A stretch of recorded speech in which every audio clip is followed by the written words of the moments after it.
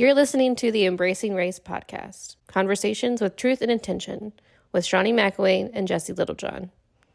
Don't be surprised if the timeline seems a little bit cattywampus. All of our episodes were recorded in advance, some of them way in advance, so yeah, just go with it. And thanks for listening.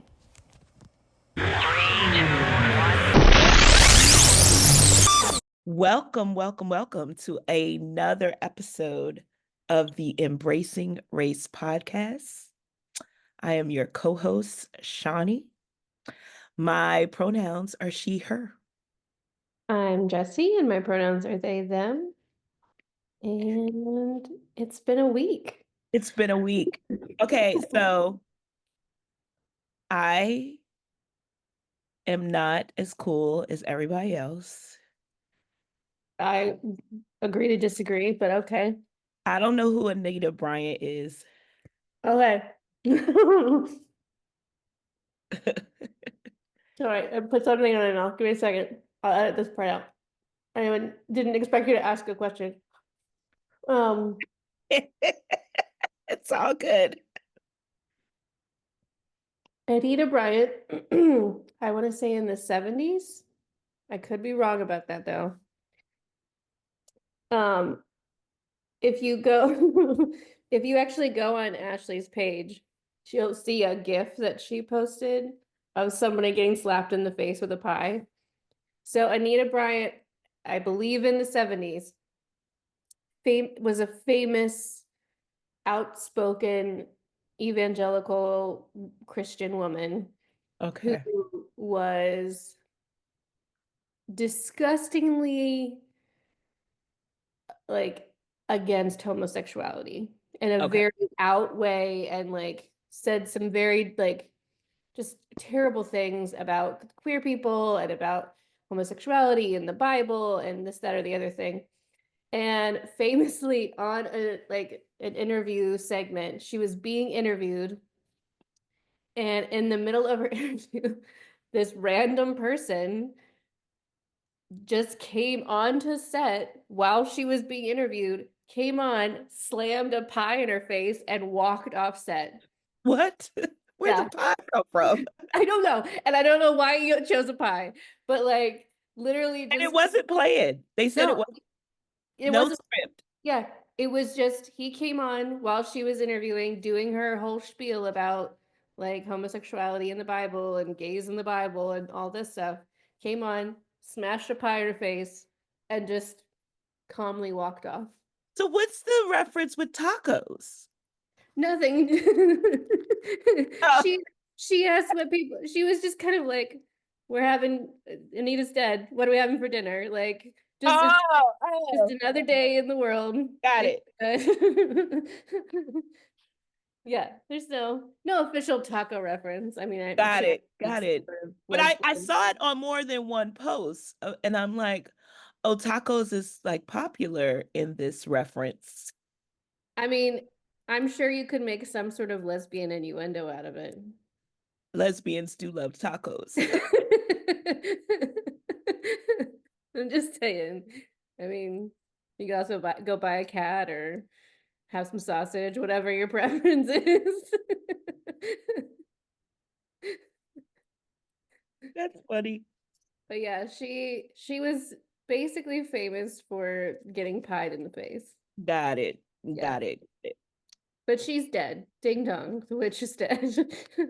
Yes. Hence why we reference that. That But is why yes. Well, yeah. It has been a week. How I guess we probably should start from Sunday and then work our way.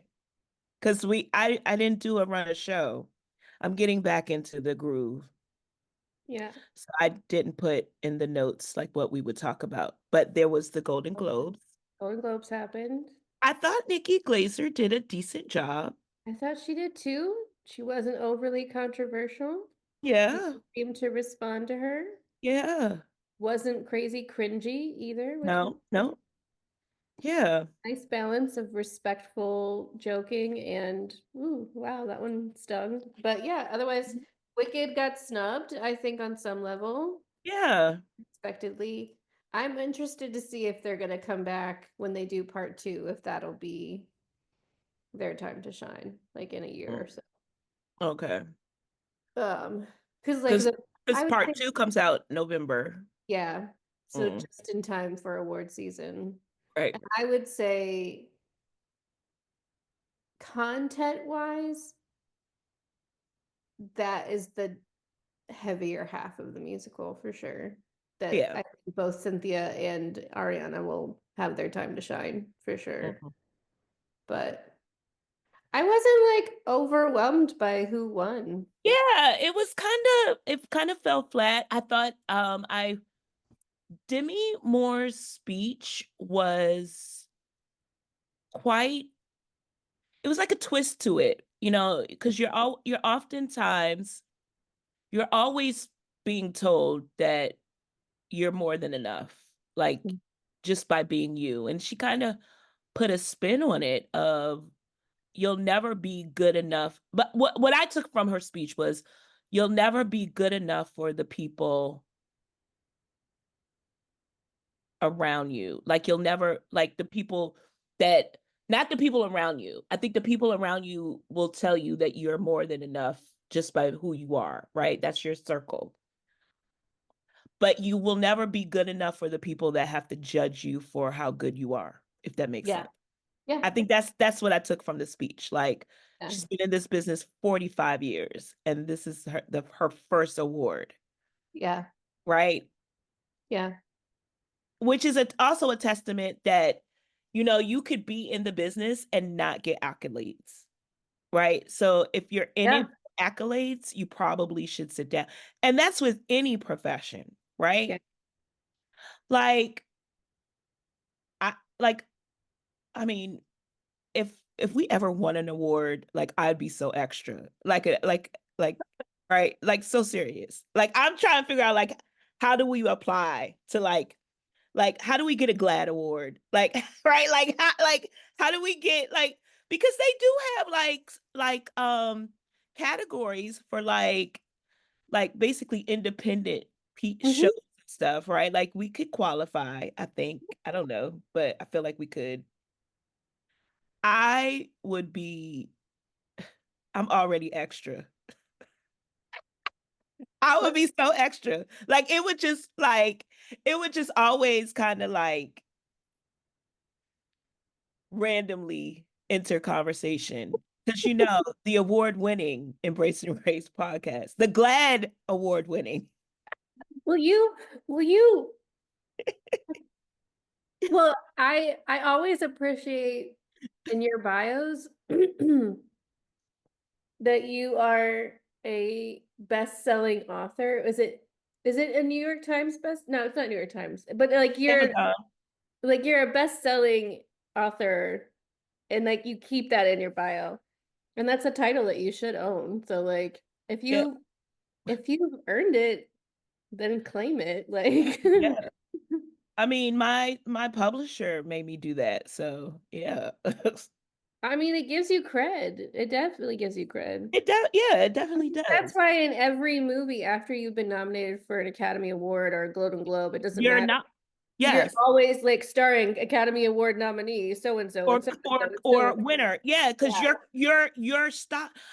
I remember years ago, someone had asked that question, and I happened to be watching The View that day, and Whoopi explained why that is so important. Like because just to be like when people say, because I think the question was, is it like is that just like are people being facetious or like sarcastic when they say just to be nominated is the honor? But no, just to be nominated is a big deal when it It comes gets you to in the rooms, yeah. yes, because it's showing your work Hmm. and now you can it just adds value. Yeah. It adds value. Yeah. I always had like when I was younger, I always questioned it because I was always like, why the nominee? Like you didn't win. Yeah. But No. in the I think what gets me though is that in the universe of entertainment, particularly like movies, the Oscar is the peak. But I also like, isn't the Olivier like the British or the European version of the Oscar? Like, It's called no, the Olivier. I think so. I think that's what it is. And it's just interesting to me that like you have to make it in America in order to be like recognized kind of Mhm. thing. It Which, also, I don't know, Jesse, but do you think there's like, why is America like the standard of success and excellence?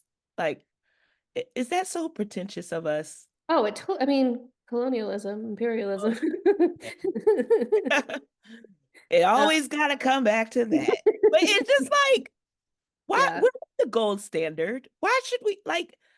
There, Well, yeah, and that's across like music and writing and everything. Like, well, even I would say the only place that that's not necessarily true is in sports. At least within sports that are not as popular in America, like soccer or rugby or like, soccer is a more global yeah, phenomenon than like we you ever. don't have to be good in America. In fact, Huh? if you play it's what soccer is one of those sports that if you play in America, you're not as like you're thought down on, like you're not as good. Like you ain't really all of that. But unless you're women's soccer these Unless you're days, women's soccer, then because yeah, all of my crushes, like that's where I get what most of my white girl crushes from. in soccer. We do run the So gamut. my We do run the gamut. Megan Rapinoe, Abby Wambach, like I used to crush hard on for them, like for real, like yeah, Well, I mean, I think everybody had a little bit of a moment when Brandy Chastain Brandy took her shirt Chastain, off yeah, the yeah, yeah, World Cup. yeah, So, I yeah, mean, if you didn't, I don't know if right. something didn't stir inside of you. That's on you. Come out the box. Uh, yeah, but no, I mean, I wasn't overwhelmed. I wasn't surprised. I was a little bit disappointed with some of the TV categories. Although I will say the one thing I was excited about is I'm in the category of people that I like the show The Bear on FX. I don't believe it's a comedy in any like any sense of the word. Why are people? Because I started Because, watching The Bear, okay, so I'm late to the party. okay. I have to watch it at certain points of the day because it's so fast. Oh yeah. And 100%. I'm so slow. You can't be on your phone or No, like I doing was something like, like it's not one of those shows that I can have in the background and keep up with it, no. which is how I typically watch TV shows. It's Yeah. always multitasking because I got shit to do, right? So, and I'm always, the rewind button is my friend. I could always pause and go back. But the bear is not something I'm able, like I can't play spades on my phone and watch the bear. No. Like, and Yeah. it's moving so fast and I'm like, what just happened here? Okay, so basically the gist of the show is this Michelin chef comes back, his brother dies Mhm. suspiciously, right? Or is it we know it's It a suicide? he We dies do by we know suicide. in I only know because I read, but if you watch the show without reading the backstory, you don't really know how the brother has died yet. Yeah. That's safe to say, right? Yeah. Yeah. But and everything is so moving in this kitchen, and I'm like, what is happening right now? Hmm. And then the sister comes in the alley and like, why you haven't talked to us? And I'm so confused. Yeah. How far into it are you? I am season one, like episode 6. I'm really very low. I have not gotten far. No, it's all good. It's kind of one of those like But would you agree? Like there are funny moments and there Yeah, are but I wouldn't consider moments it that are like, a comedy. It's not a comedy. no, it's a drama for It's sure. definitely a drama, but I think it's labeled as a comedy drama. It's in every category that's ever been nominated for, it's always been in the comedy category. That's so weird. And Jeremy and Ao and the other guy who plays the cousin, whose name I can't remember right now, they've swept. They've continuously won.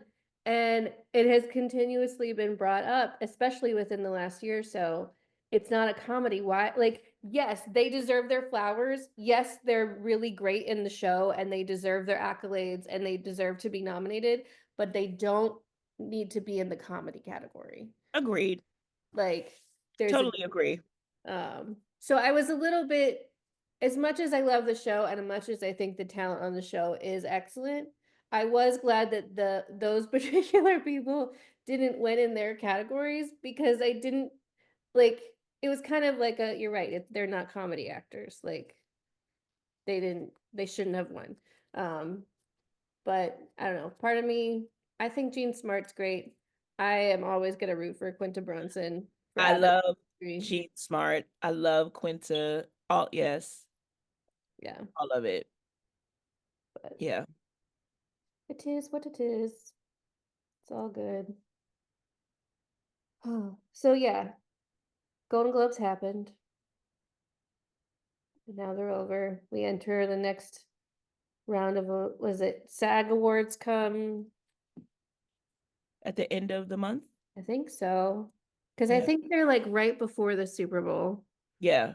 And then the Oscars are like a week or so after the Super Bowl, I think. Okay. It always goes Golden Globes, SAGs, Oscars. And I don't know if the Oscar nominations haven't come out yet, I don't think. No, I thought the Oscars are the last Sunday in February or like that first Sunday in March, Yeah. right? Yeah, I think you're right. We shall see. We wait to see. Then we had snow here on the East Coast. Mm-hmm. School's been out for Yeah. days. They for forever. For forever they I were saw, out. but I was like, they getting out of here Wednesday. PG was still closed yesterday. They went back with a delay today, but they were Really? closed yesterday.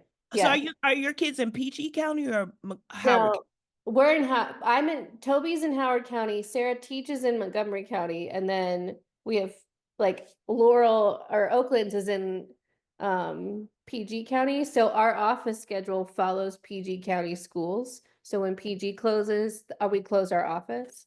And Okay. so yeah, our office was closed all week because they were closed up until Today. yesterday. Oh, Yeah, yes. they opened yesterday. They opened up today on a Okay. 2 hour delay. Okay. Which means that PG County schools have been out of school since December 23rd. That's wild. See, I would have no food left. Like I like y'all gotta go. Yeah. They had like a 3 week Christmas vacation, essentially. Wow. So yeah, and then we had um President Jimmy Carter's funeral yesterday. He had a state funeral. He was he laid in state or lie in state. Yeah, he How- lived at the Capitol and then Yeah. yeah, he was at the cathedral, right? hmm And I did not realize, well, I should have known. I watch funerals, but that's like a pastime. I watch the funerals of important people. And then I always be like, I wonder how my funeral is gonna be. I do this every single time there's a funeral. Like, ooh, that's a good song to have at my funeral. Who's gonna eulogize me? And it dawned on me, yet yesterday watching this funeral, I can have more than one eulogist. Shawnee, live in abundance. You don't have to pick one person. Sure. Well, yeah, I mean, I guess every memorial service, funeral service that I've been to, there's been at least like minimum 3 speakers. hmm And not just like this person's reading the scripture and this person's like Right. three people doing like eulogizing type things. Yeah. And because I love a story, I need three because I want people to share the three, like the three points of my life, like my childhood, my, my 20s and 30s, my ministry part. Like, like I have a whole thing in my head. Plus, it represents completeness, right? Three just represents completeness. Come on now, Jesse. Come with it. With it. Come There's be the all Jesus stretch. smart. Because three represents completeness. Well, there you have it. Yeah. So yeah, that makes sense. Three people. I think the I problem always I think the problem you're gonna have is deciding who your three are. Because I mean, you could go with your kids, but or you could collectively have them do like one eulogy together. But I don't know if my kids like not tuning my horn, but they'll be so distraught unless I like be really, really old when I die. that's fair. Because I'm like, look, if yeah, you be real, cry, cry, cry, cry a river if I die before I'm 70. But if I'm like 99, y'all just be like, she finally gone. At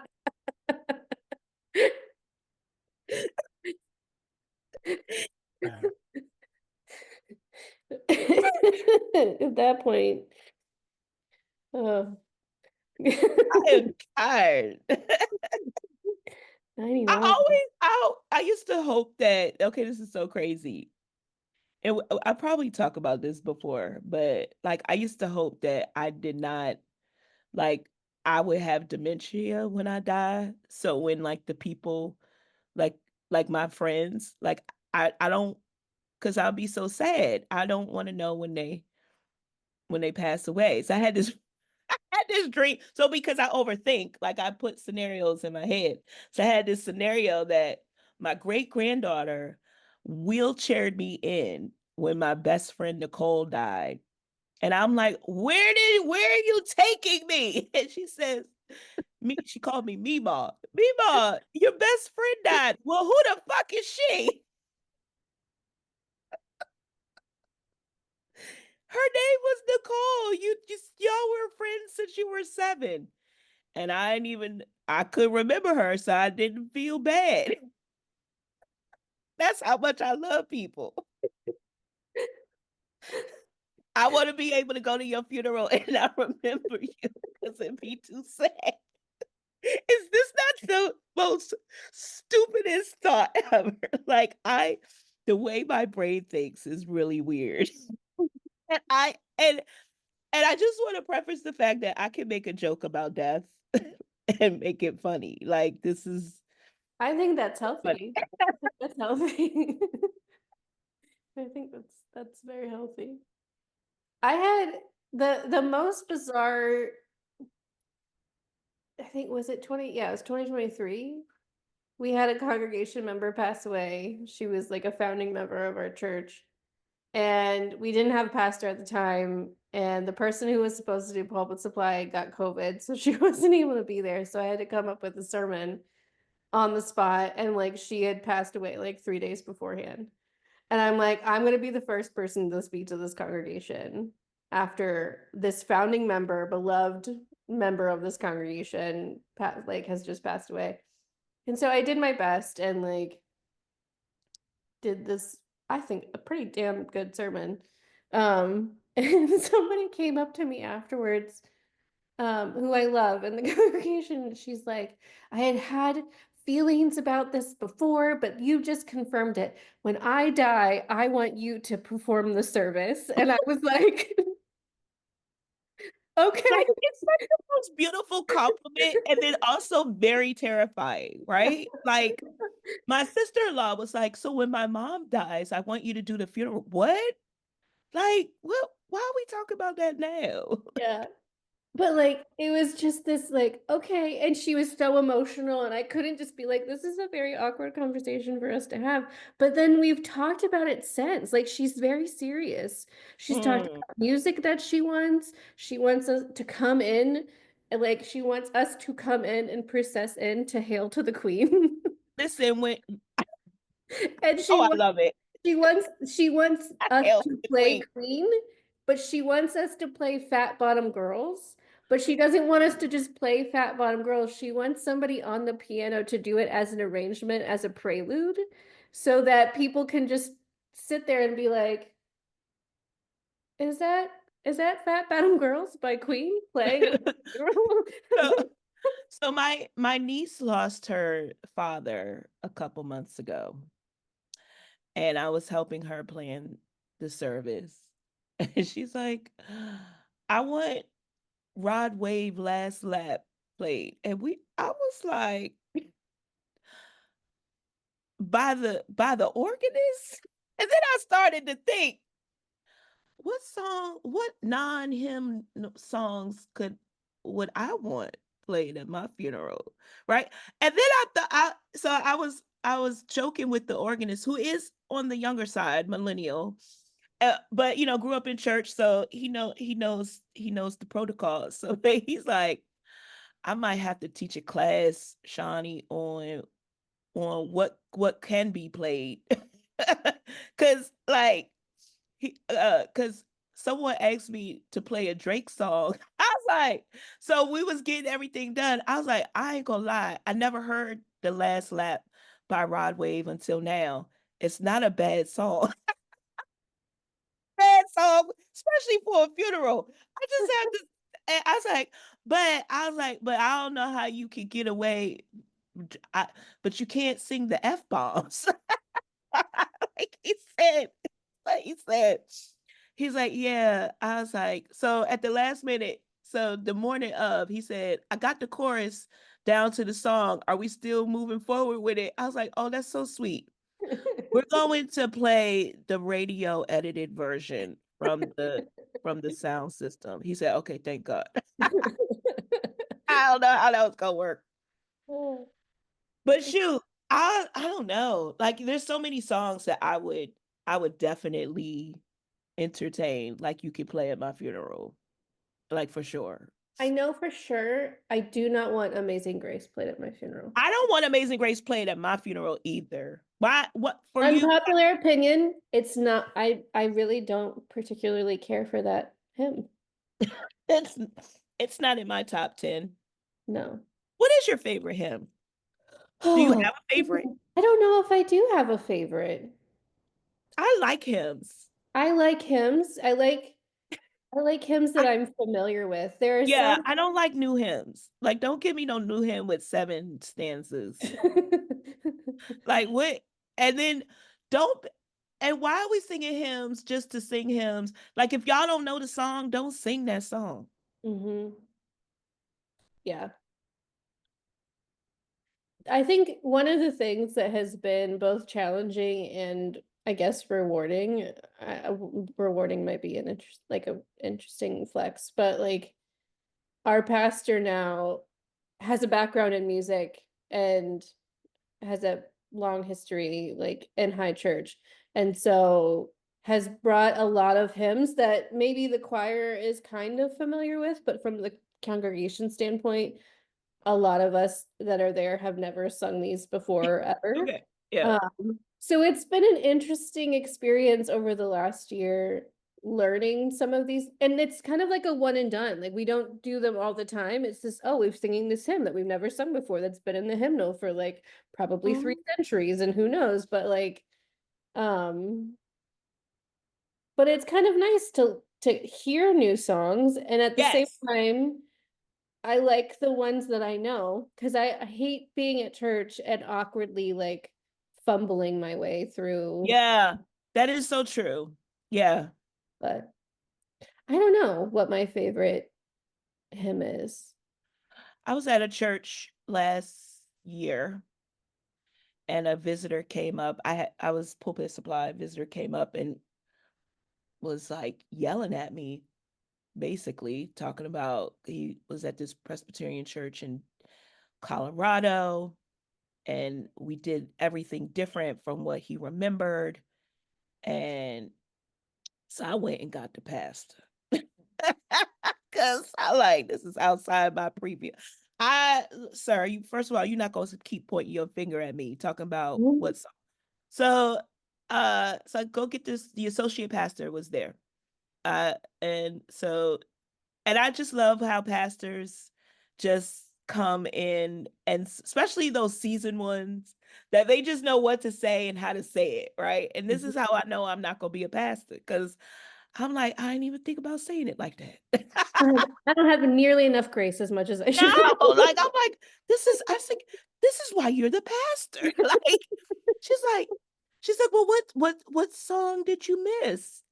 Um, and come to find out, guess what it was? It was the doxology. No, Yes. just the doxology. That's it. They didn't that church didn't sing the doxology. Like it's not like standard in their repertoire. Like Yeah. my church sings doxology every Sunday. Okay. I mean, I don't necessarily feel like you have to, Mm-mm. but like it's not a requirement. But he was mad that he didn't hear it. Yeah. So I started humming it because I'm a stupid ass.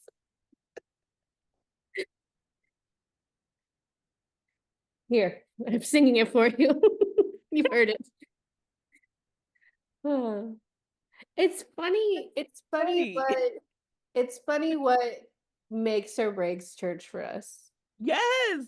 Like we had one congregation member, I think it was Leanne's first Easter at Oakland, that during the Maundy Thursday service, she didn't walk out of the sanctuary with the Christ candle and leave the sanctuary in darkness because that's just not something she'd ever like that's not what she had done. That wasn't what she was used to and had no prior history of what the congregation normally had done and didn't do that and went about the day, did Easter Sunday, got a phone call or even I think it was like an in-person meeting from one of our members that was like, you ruined Easter for me.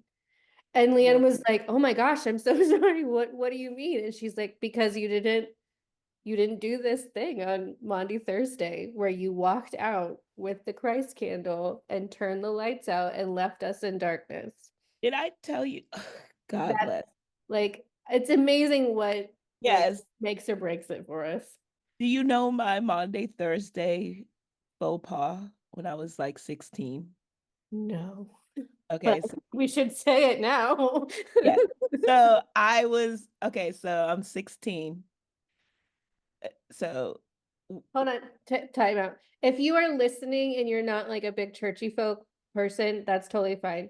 Monday, Thursday is the Thursday before Good Friday, basically the Last Supper kind of moment. so we So, had a service, and so and I was raised United Methodist, so this is at a Methodist church upstate New York, mhm. um and we have communion. So at the end of the service, we have communion. We strip the pulpit of all of the dawnings like Yep, on the we paraments strip and it, everything. Yeah. and we're supposed to leave in silence, Hmm. right? After communion. So there's like nothing, like you leave in silence. Okay, so the choir always came down. So I was in the choir, and me and my and three of my friend and two of my friends, they were seniors. I was a junior. We were like the youngest in the choir because we didn't have a junior choir by this point. We didn't have enough kids, so we joined the senior choir, and so the choir comes down at the altar, kneels down to get served communion. Pastor Fran breaks the bread, does all of the communion sacrament, like does the words of institution, all that. And it's my turn to break a piece of the bread. And Jesse, he always baked really good bread. He was a baker. And I always go to the middle because it was always warm. It was some good bread. Well, I'm pulling. The bread is not breaking. I'm pulling. It's like hubba bubble bubble gum. And it's just it's like string, it's just like putty. It won't break. And when it finally broke, the piece of bread was this, it was this big. And the organist, who's like 5 years, 6 years older than us, looks over at me and starts snickering. So now I can't contain myself. And we're supposed to be quiet, right? So we go back into the choir loft, and I got my head down. And my best friend at the time, my best church friend, well, she my best friend. It doesn't matter. My really good girlfriend is sitting next to me, and her grandmother is in the row behind us, and she puts her head between us and says, and she used to always think she was whispering, right? But she was never whispering. She had a smoker's voice. Yeah. It was always raspy, and in not a whisper, the middle of that bread was raw, and we lost it. And we had to end the service in silence, but after service was choir rehearsal, right? So when it was all done, and Pastor Fran sang in the choir, right? He was the tenor. He did all the things. He was so good. And it was so funny. And Pastor Fran says, "Oh, dear Shawnee, I'm so sorry. I didn't cook the bread all the way this time. I had I took it out, and then I got called into I had a pastoral care call, and I got sidetracked. I'm so sorry." Oh, that's funny. It was hilarious. Do you ever have a moment of panic? Maybe it's just me. Maybe this is the way my brain works. But like when you're taking communion, do you ever have a moment of panic between like you're in the line, you get your bread, and sometimes you have to pull the bread off. Sometimes it's already like pre-cut for you or whatever, you just pull a chunk. Um, but like you have to like chew it really fast and then get your cup and then finish your cup so that you can go. Like I always have this like whole internalized panic of like I have to hurry. And then I'm like, am I like really experiencing communion if all I'm worried Yeah, about is like yeah, that's a lot. I don't think that, well, at Faith, everybody gets their elements, and then we take and eat and drink together. I like that. Yeah. Well, I think for me, that's like the whole, I don't know, that's the part of communion. Like, Yeah. I also feel like I was having this conversation with someone earlier this week too, about like not taking communion if you're not right with God and all that stuff. And I just don't, I know that a lot of people are taught that. I've just never been taught that. Like I don't remember ever having, I know that I'm supposed to confess my sins and all of that, Mhm. but the table has always been inviting for everyone. That's always how I've experience communion. That the table, it's not a Presbyterian table or a Yeah. Methodist table, but it's God's table. And I also think, I don't know, y'all, I just think that Jesus was improv. He was improv. Like, he was just sitting up there.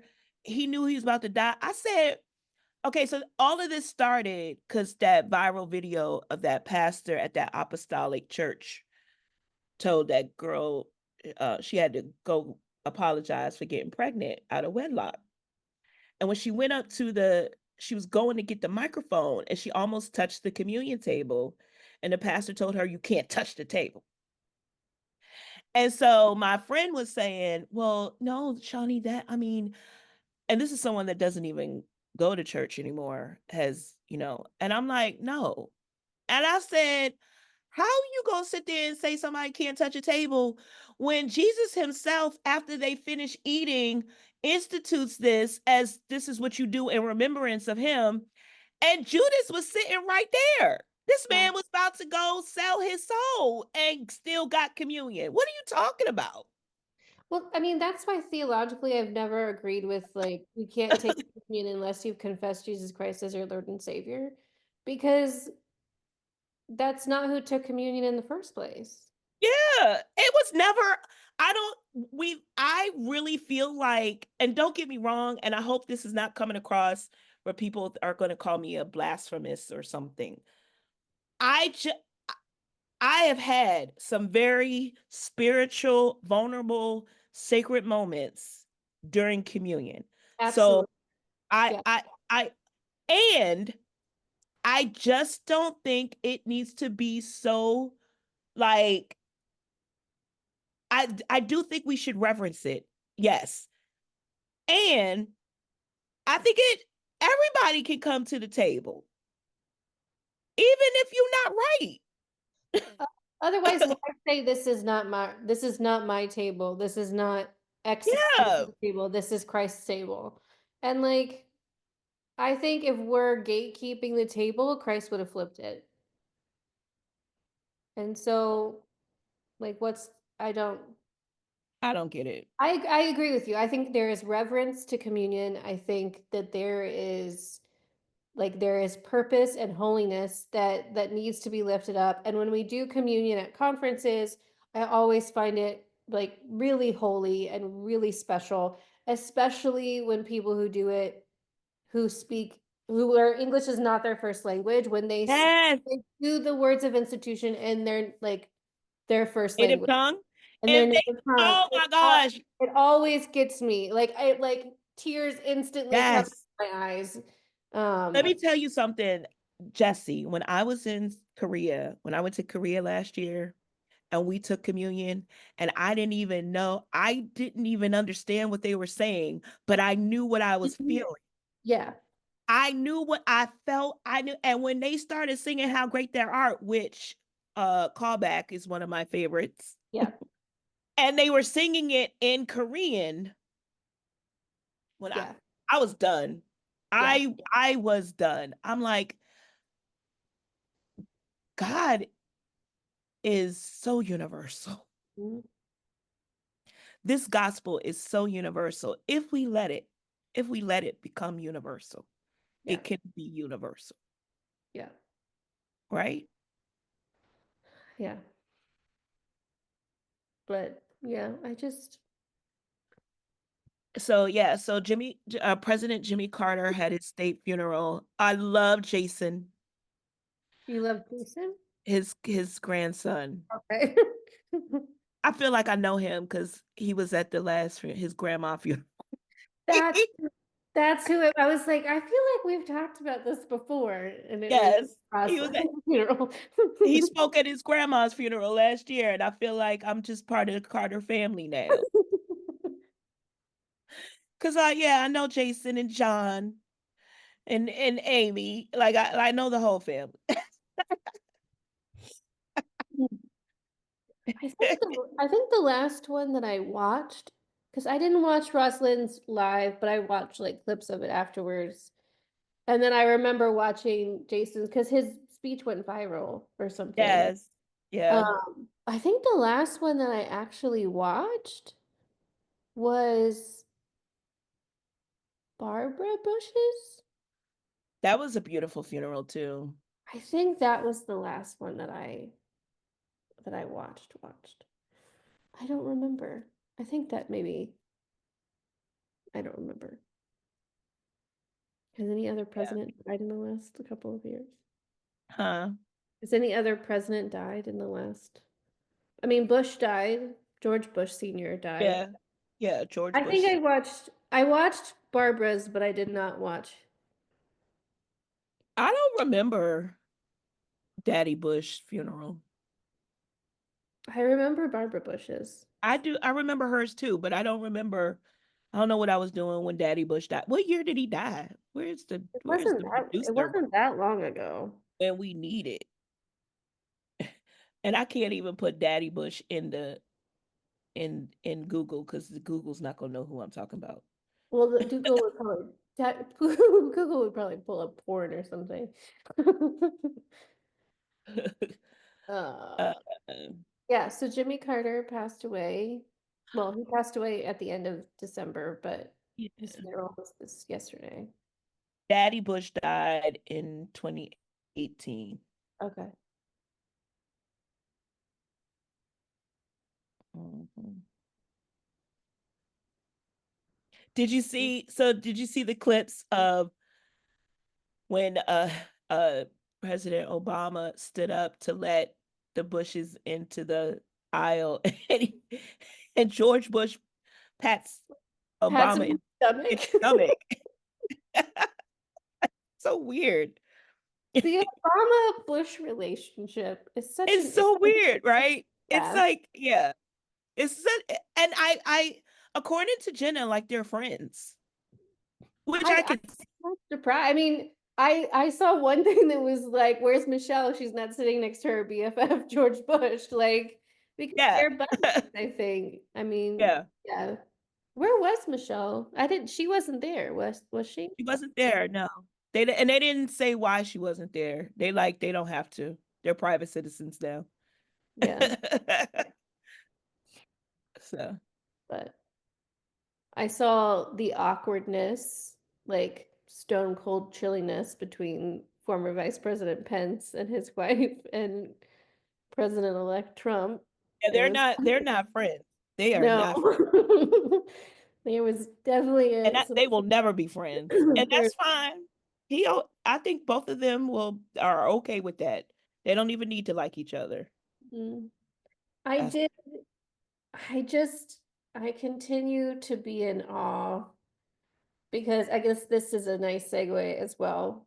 So the election was conferred. We official like President Donald Trump will be inaugurated on the 20th. We like finalized and approved his election or whatever. But the grace that Kamala Harris has demonstrated, the like rise aboveness that she has demonstrated, and just like that on some level unfairly is expected of her.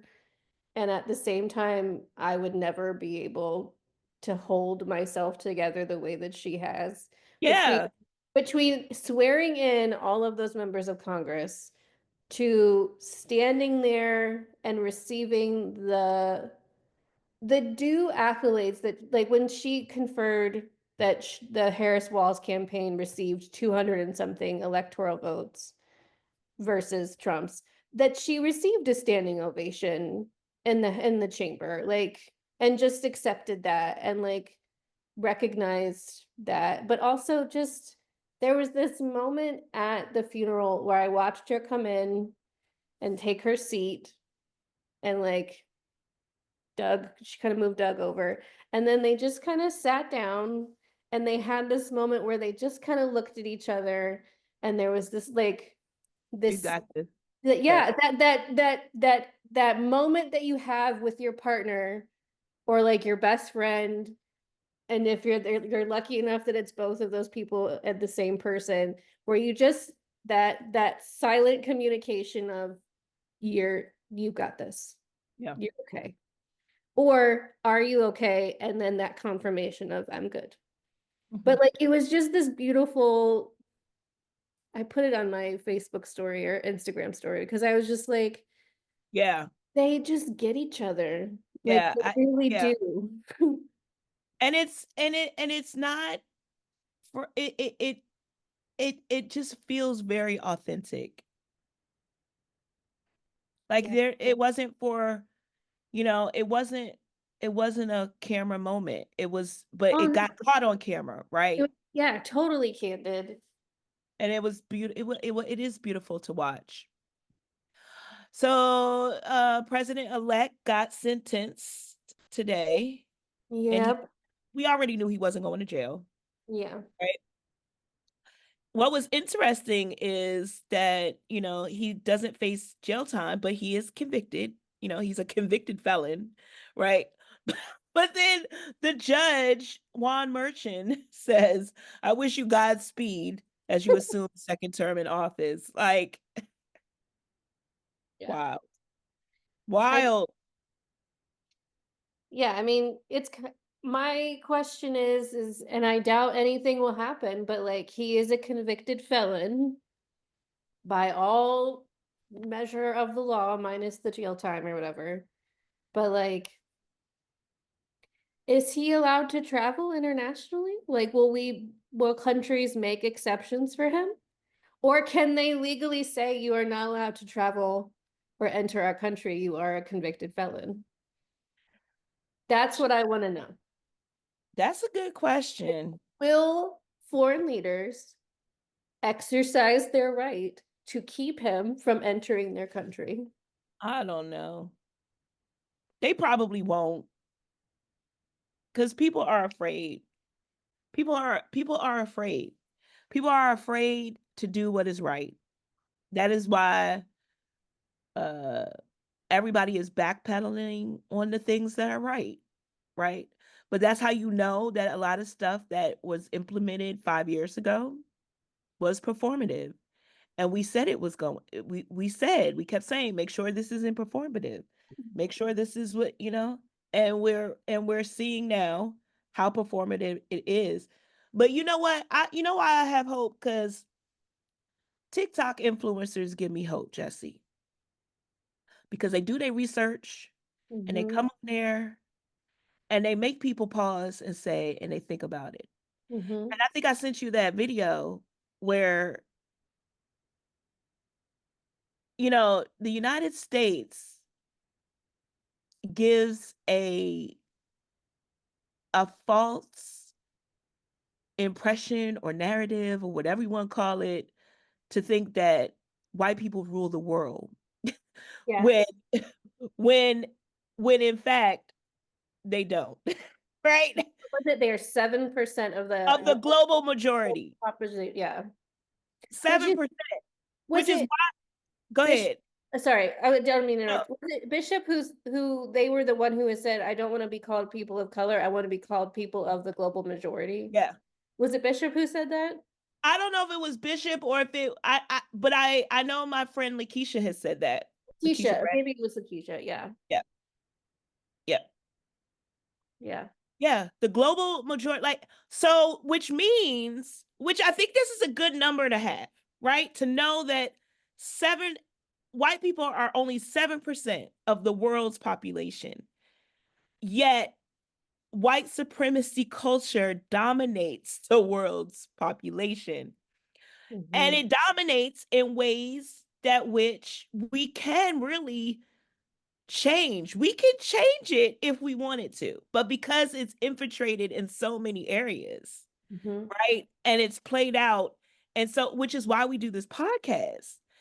So you can see how race play, like, people like, I don't want to talk about race.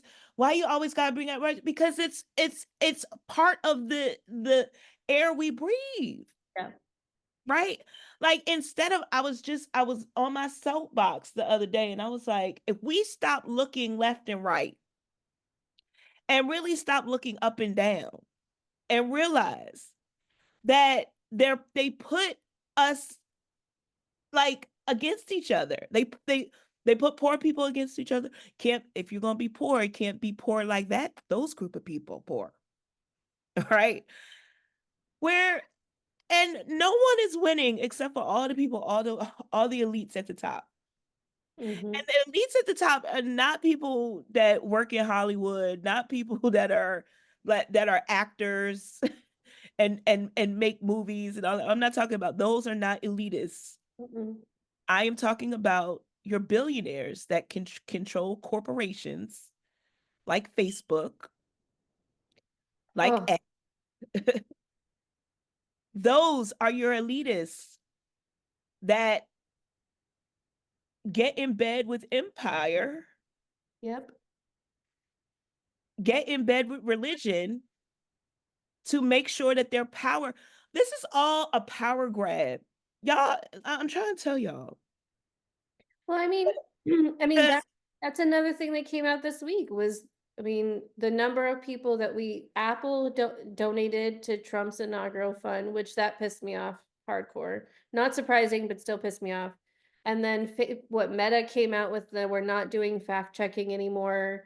We'll do the like customer note or consumer note yeah, or community whatever. note something. Community note, that's what it is. And appointed some like right-wing neo-Nazi to their board that's like Yeah, hard supporter. And it's just kind of one of those. Plus you have Jeff Bezos, who's basically dictating the content of the Washington Post. yeah. Elon Musk obviously is a mouthpiece for the presidency. Like, yeah. And so, like, yeah, so we got to talk about race because race is in all of this. And I don't know. Because all them people voted so y'all could change the name to the Gulf of America. I thought y'all was voting for the economy. Yeah. Also that we could change the Gulf of Mexico to the Gulf of America. Which is stupid. Acquire now, what are we up to now? We're gonna take Panama, we're gonna take Greenland, and we're gonna take Canada. Like, is that what we're up to? Like, we're now by military force, if necessary, Panama, Greenland, and So they're Canada. going to become states before District of Columbia Right. Before Puerto Rico, before the Philippines, before because Guam. they're Yeah, why? Because there's more white people there. Okay, probably, okay, okay. Just checking. probably. Jeez, oh I man. just wanted to make sure that's what we were doing. Oh. So we have 10 days before the inauguration. I was trying to be on somebody's beach, but the way my bank account is set up. I'm in this position of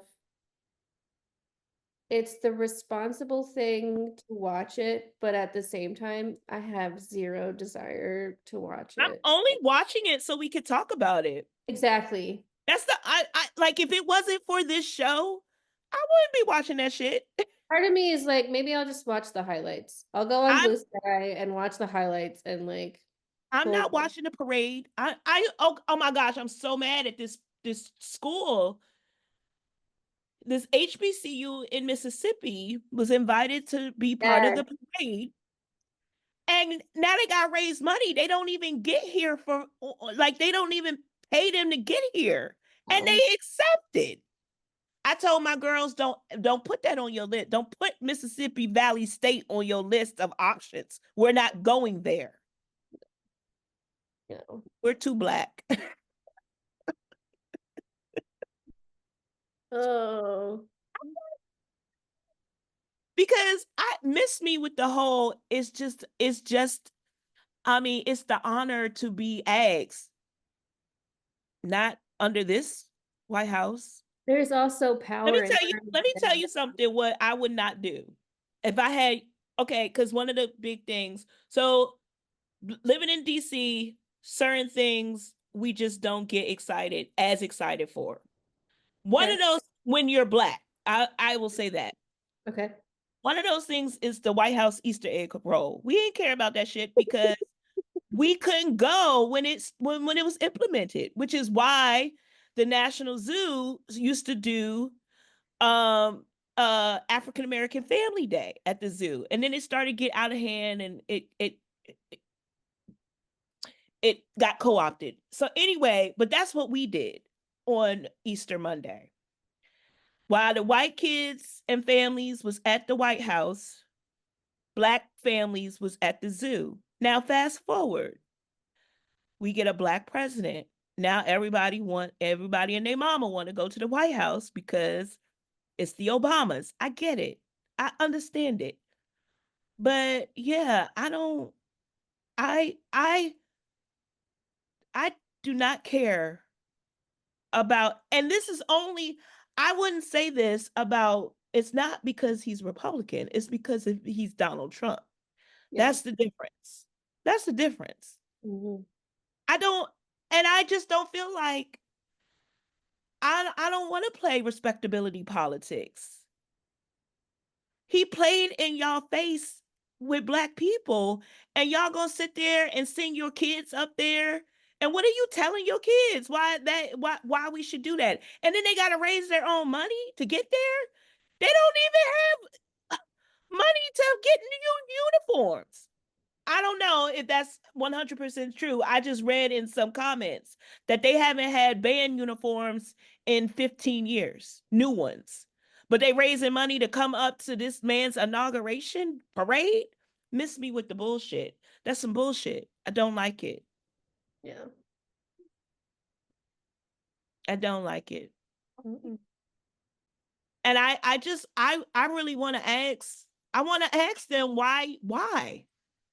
Like, help me understand. Now I want to lead with curiosity. Yeah.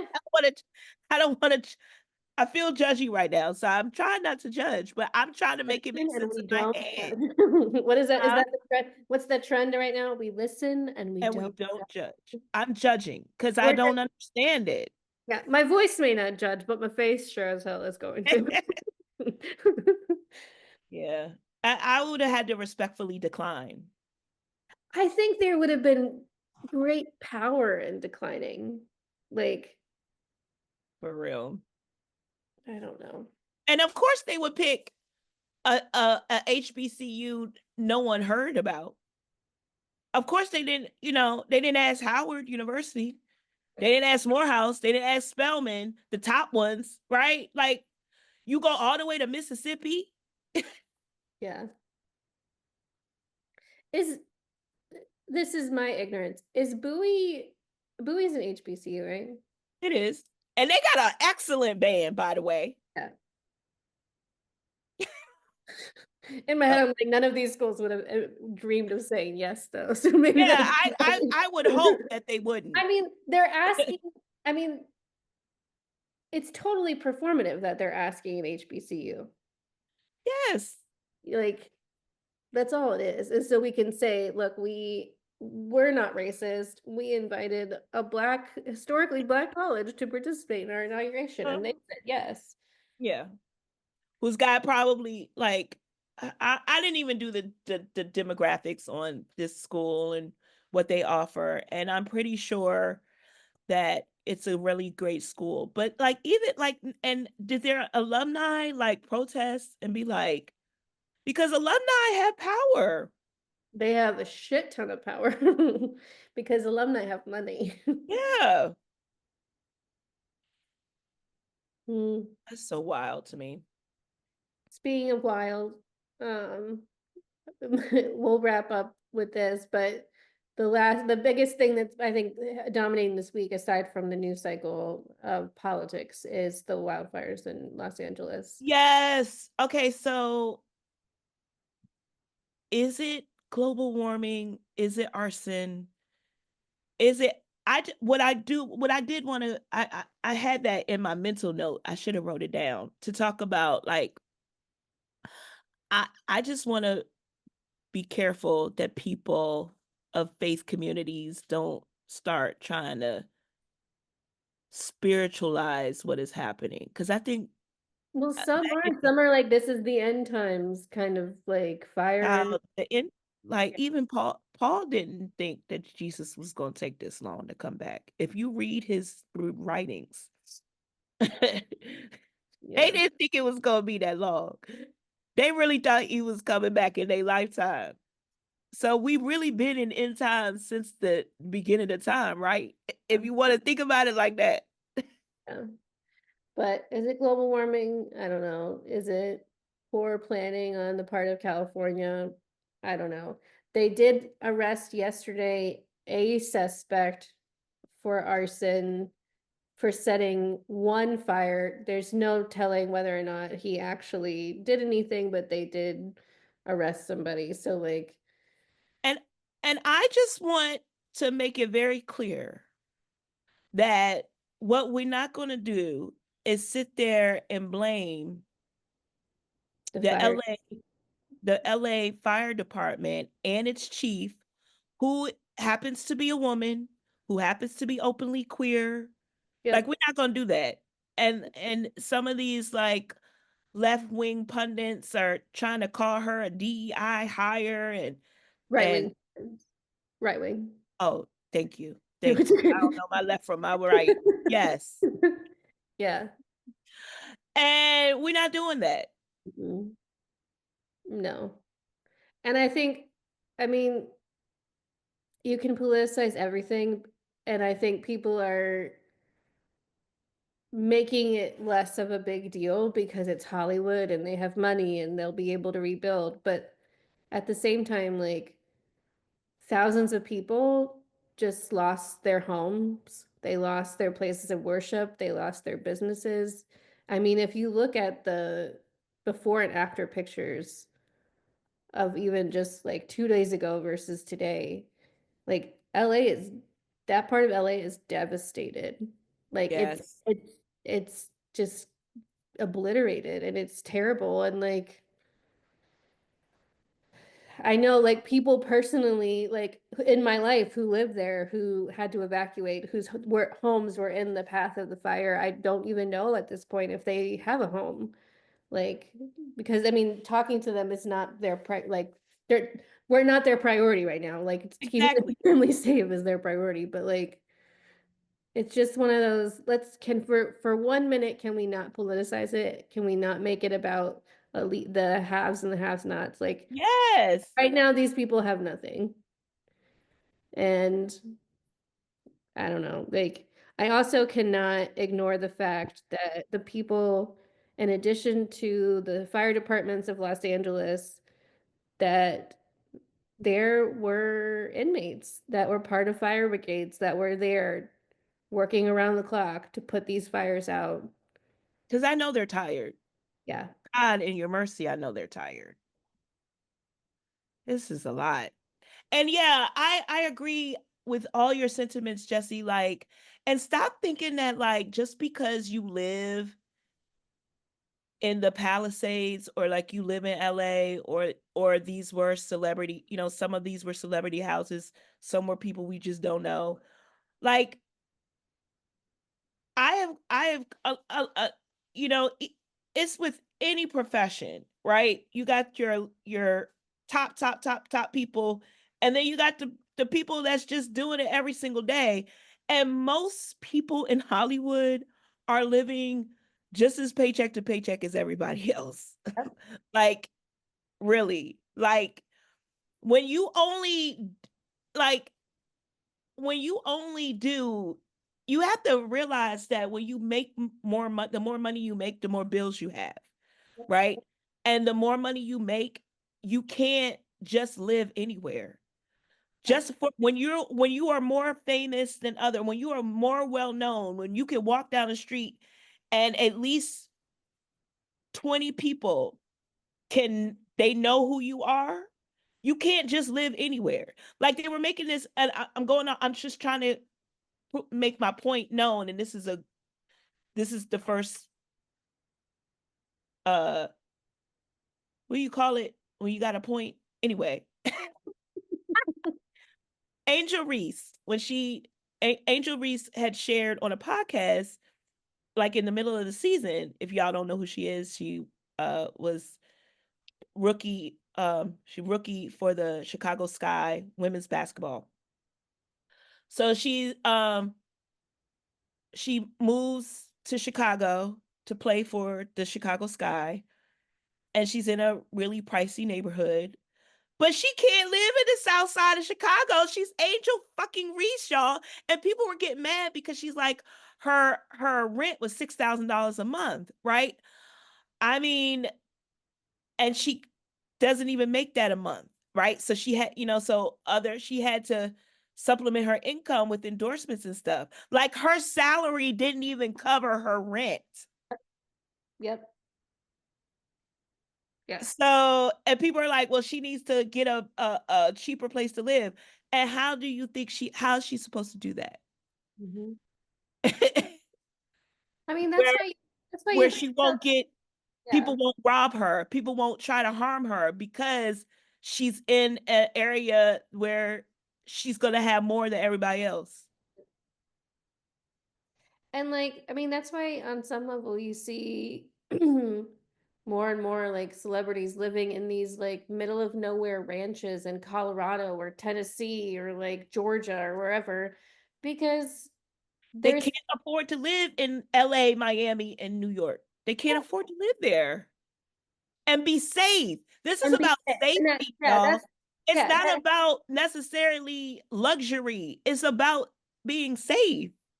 I mean and most of them like I'm thinking of like Goldie Hawn and Kate Hudson and that whole crew. Like they I think most of them all live in like Colorado, like in the like almost utopian-esque town in Colorado where like people know they exist there and they know who they are, but nobody gives a shit that they're there. Nobody cares that Kate Hudson and Goldie Hawn and Kurt Russell live down the street, but they live there because they don't want to be in the middle of Los Angeles where everybody knows who they are and there's a photographer on like every single corner and like there is no safety. And I know there are people like, well, that's the price of fame. But at the same time, like, I don't buy that. Like, privacy is privacy. People are people. Right. Like, you don't sign a clause when you become a movie star or a TV star or a musician or a soccer player or a basketball player, whatever it is, that you suddenly surrender all of your autonomy. Like, you don't, that's not part of the agreement. I've Yeah. never really understood. But Agreed. prayers for everyone in Los Angeles as they this is going to be a huge, I think it's up to right now estimated $52 billion in damage. Yeah, it's bad. And yeah, the churches, I just saw a former client of mine when I used to do virtual assistant work who her grandmother, she used to go to that church every Mother's Day. It was her grandmom's church. And then it was bought by another church, but just the memories of that building being gone, right? So sad. Such loss. Yeah.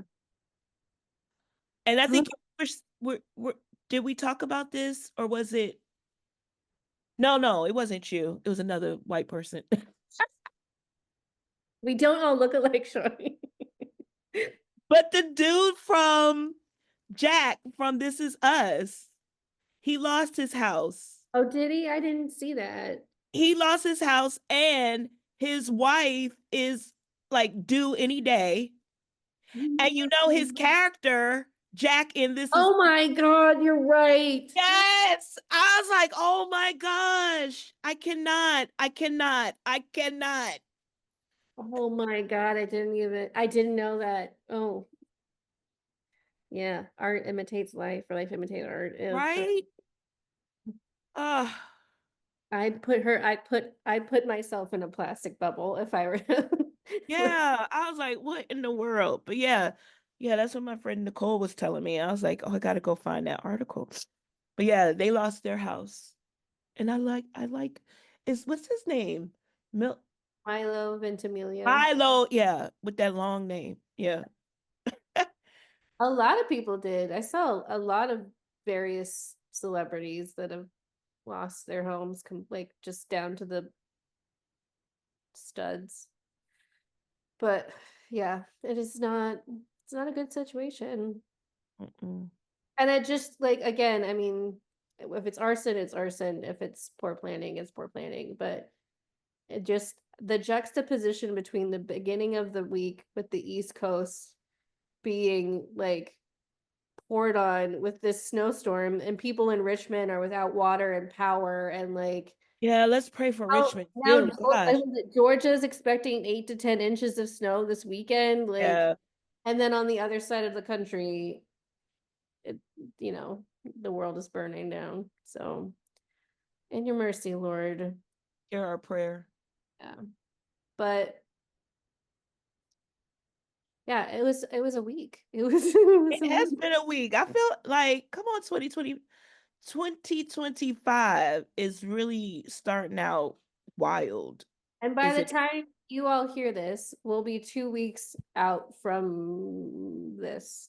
So you're always, again, going to hear it in advance. So who knows what will happen by January 19th when this premieres. But who yeah. knows? Us. But y'all, just so you know, we have guests lined up this season. We have names that Shawnee has been out in the world calling people in their DMs. I'll be sliding in DMs, y'all. People are saying yes to us, and it's gonna be a great season. We have It a really lot of is. people coming on this season. And we want to partner with We didn't you. do a lot of guests last year. It was a lot We of did just, not. It was just a lot of us. which was okay. Yeah, I mean, that's what we're a whole vibe too. We Yeah, got stuff to say.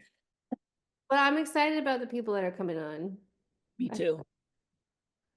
But yeah, so we'll see you next week, and yeah, have a good one.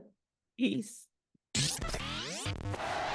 Would you like to support the Embracing Race podcast? Great, we want you to. Check out our Facebook page today for a link of how to donate. All who donate get a shout out in an upcoming episode. The Embracing Race podcast is sponsored by the Gen Out Youth Chorus.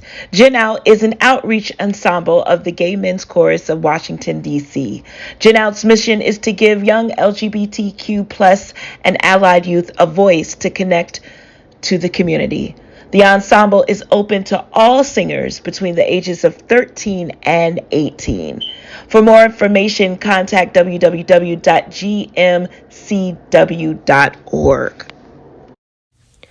We are thankful for those who have sponsored the Embracing Race podcast. Shout out to the following groups and people: Gen Out, the Gen Out Youth Chorus. Gen Out is an outreach ensemble of the Gay Men's Chorus of Washington, D.C. Gen Out's mission is to give young LGBTQ plus and allied youth a voice to connect to the community. The ensemble is open to all singers between the ages of 13 and 18. Please visit www.gmcw.org for more information. Interwoven Congregations. Isn't it our hope that we would all come together as a society across the chasm of race and become the beloved community that Dr. King imagined? Interwoven Congregations' mission is to organize and support partnerships between faith communities with different racial compositions in order to foster racial justice and healing. For more information, please visit www.interwovencongregations.org. HOD Records. HOD Records is a talent and artist development company that specializes in artistry development and content creation. Serving the DMV and beyond, HOD creates a family-centered management style that promotes a collaborative spirit. Check out HOD Records on all social media platforms and visit hodrecords.media for more information. If you would like to be a sponsor of the Embracing Race podcast, please email embracingracepodcast@gmail.com. Thank you all to our sponsors.